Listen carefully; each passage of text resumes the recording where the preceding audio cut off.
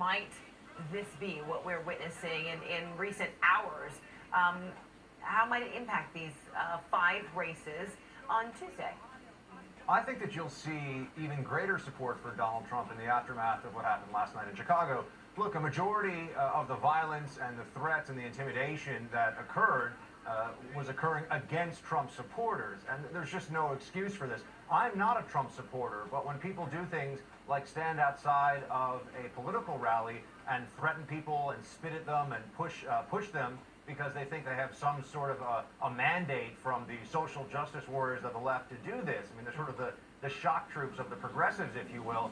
That makes me want to support Trump more, actually. It makes a lot of conservatives, a lot of Republicans say, you know what, we're just not going to stand for this kind of thing. It always seems to come from one side of the political aisle. You have not seen a Bernie Sanders rally shut down. You don't see Hillary Clinton rallies getting shouted down or people shouted down at them. Hillary shouted down. You don't see the candidates having to worry if they're going to be hit with tomatoes or whatever else. I mean, this is very serious business, and the Secret Service is obviously taking it as such. Yeah. This is only occurring from the left right now, and yet everyone wants to talk about Donald Trump's tone. I've only seen one political candidate who's had to worry about what's being thrown at him and someone charging him. That candidate is Donald Trump. That candidate is not a Democrat. That candidate is somebody who I think is going to have to continue to watch his back because of what's being done at these rallies, and it's just completely unconscionable, and I hate the double standard.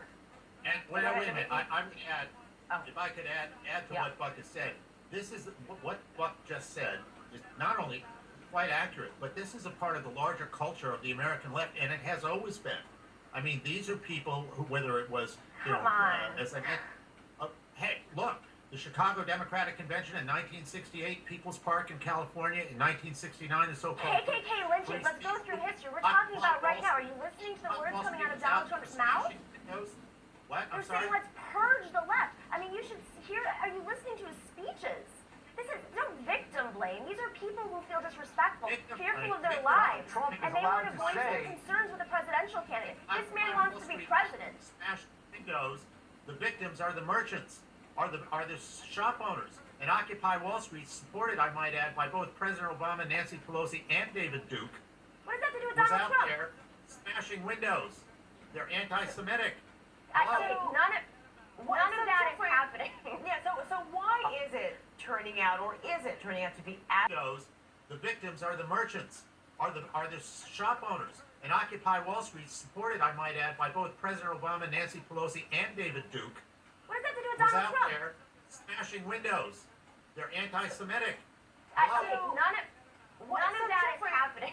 Yeah, so why is it turning out, or is it turning out to be advantageous that this tone benefits Donald Trump? I mean, there can be a lot of criticism and observations about what's happening, but it seems that his support seems to grow. I mean, what's behind that? Fred, that's because there's this sort of babyish conduct that you see from his detractors, these so-called protesters. Yeah, some of them are protesters.